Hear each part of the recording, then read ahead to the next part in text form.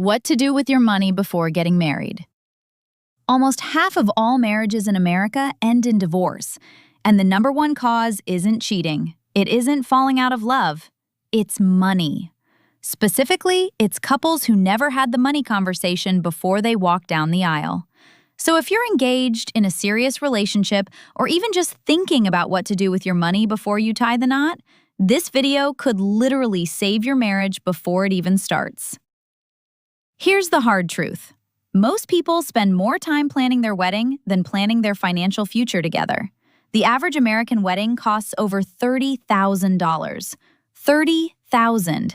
And yet couples spend maybe one conversation, if that, talking about debt, credit scores, spending habits, and long-term financial goals. That's insane when you think about it. You're about to legally merge your life with another person. In most states, what happens to their debt can affect you. Their credit history can affect your ability to buy a home. Their financial habits, the ones they had before you met, can follow both of you for decades. And if you don't know what you're walking into, you're not starting a marriage. You're walking into a financial ambush. The people who figure this stuff out before the wedding, they argue less. They build wealth faster. They stay together longer. The people who skip it, they find out on their honeymoon that their new spouse has $60,000 in student loan debt they never mentioned. True story. It happens more than you think. So let's fix that.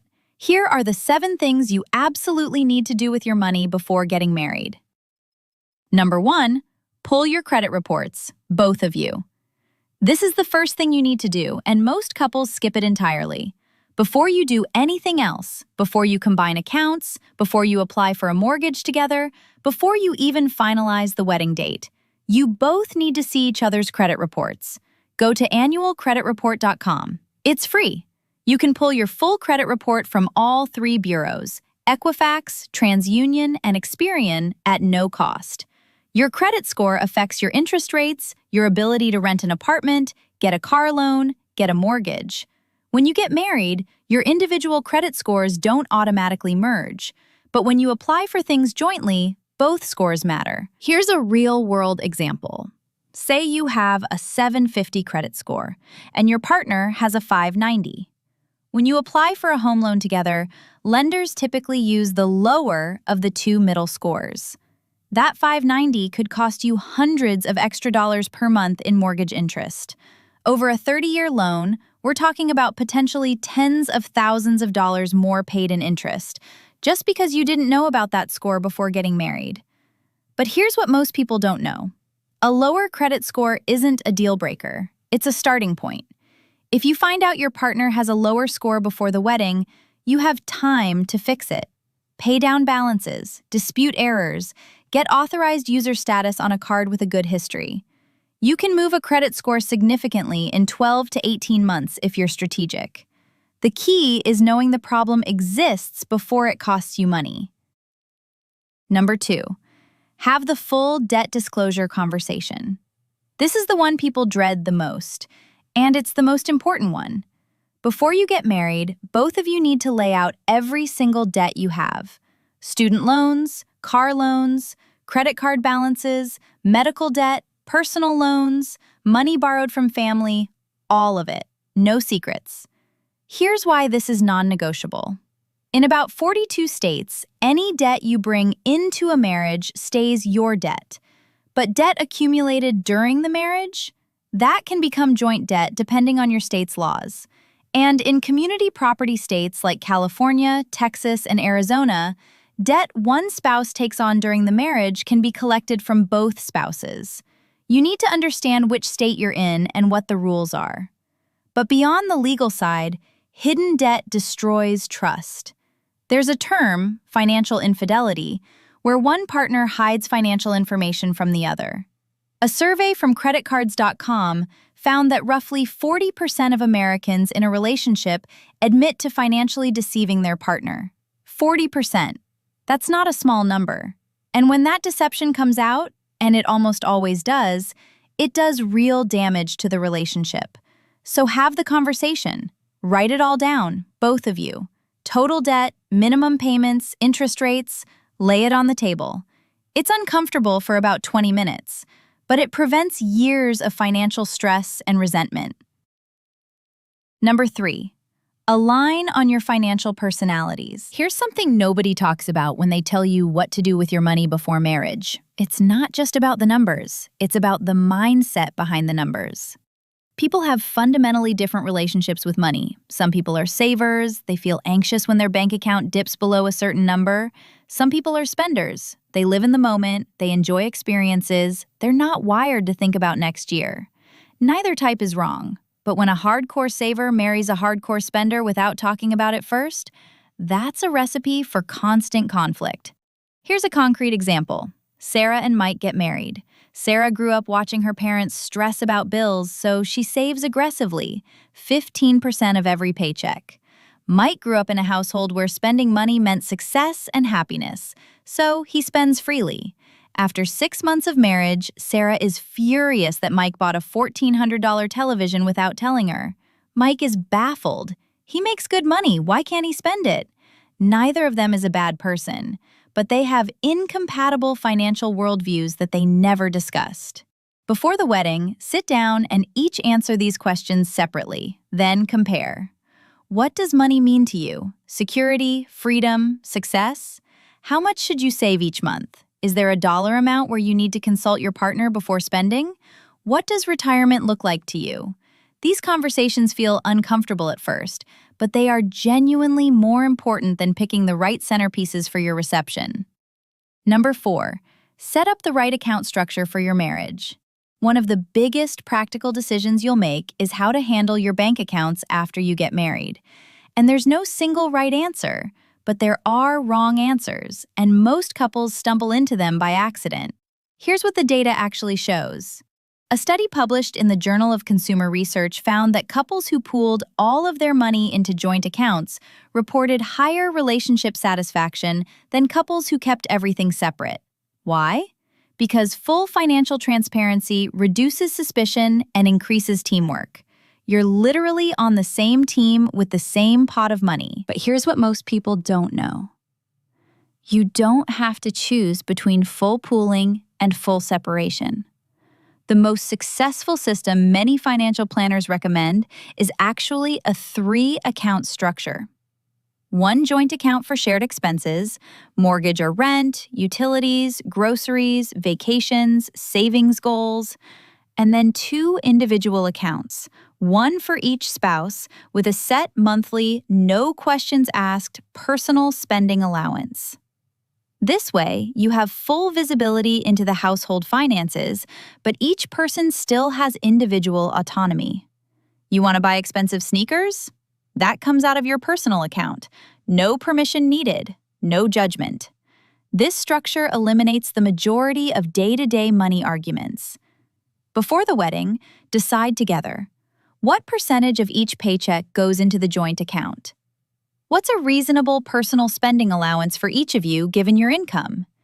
Get this figured out before you're sharing a lease. Number 5, understand the financial implications of your wedding itself. This one is critical, and it's often completely ignored when people talk about what to do with your money. The average American wedding costs around $30,000.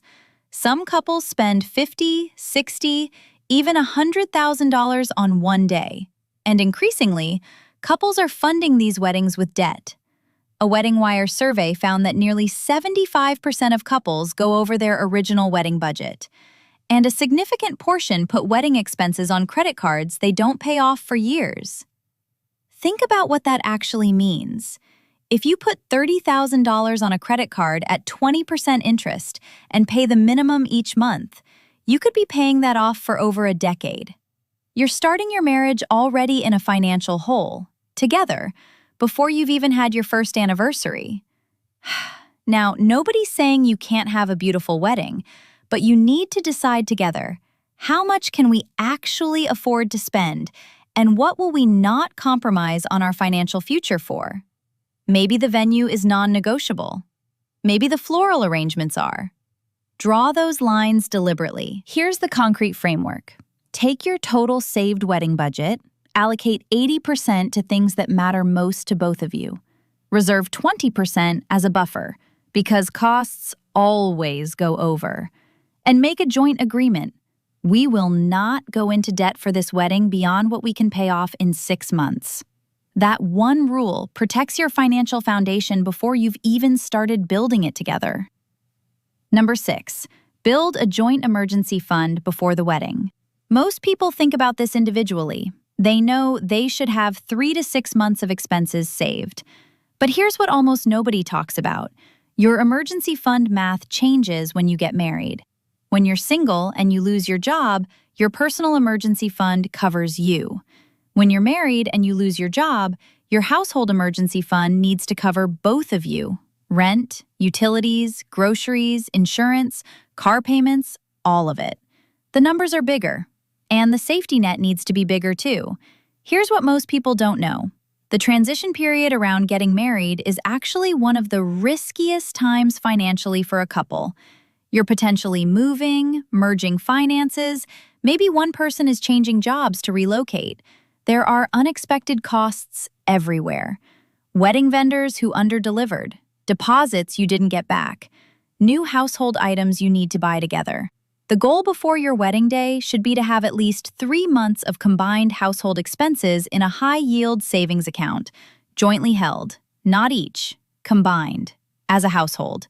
If your joint monthly expenses will be $5,000, you want $15,000 minimum sitting in that account before you say, I do. This buffer means that whatever life throws at you in year 1, you have breathing room to handle it without panicking or blaming each other. If you don't have that yet, here's what to do. Open a joint high-yield savings account. Marcus, Ally, and SoFi all offer competitive rates right now, and both of you automate a contribution to it every single paycheck starting today. Number 7, talk about your long-term financial goals specifically. This is the big one. This is the conversation that actually determines when should you marry from a financial standpoint and what kind of financial life you're building together. Vague goals create vague results. We want to save more isn't a plan. We want to retire comfortably isn't a plan. You need specific targets that both of you have agreed on. Here's what that conversation looks like in practice. Sit down together, maybe with a glass of wine, and answer these questions. At what age do you each want to retire? What does your ideal retirement lifestyle cost, roughly? Do you want to buy a home? And if so, when and where? Do you want kids? And have you thought about what that costs? Because raising a child to 18 in America now averages over $300,000. Do you have aging parents who may need financial support? What does financial success look like to you at 50, at 65? Write the answers down, compare them, find where you agree, and more importantly, find where you disagree, because those disagreements, worked out now over coffee, are so much better than those disagreements worked out in the middle of a financial crisis 5 years into your marriage. Then build backwards. If you want to retire at 60 with $2 million and you're both 28, you know roughly how much you need to be investing monthly to hit that. A simple compound interest calculator will tell you. That number becomes your target. You know what you're working toward, together. This is how people who build real wealth do it, not by guessing, not by hoping it works out, by having the specific conversation, setting the specific target, and making the specific plan. Here's the bottom line. Getting married is one of the most significant financial events of your life, not just emotionally, not just personally, but mathematically. The decisions you make in the months before your wedding will affect your financial trajectory for decades. The couples who have these conversations, they build wealth together. They stay together. They fight less about money because money isn't a mystery between them anymore. And here's the thing. None of this requires you to already be rich. It doesn't require a financial advisor or a perfect credit score.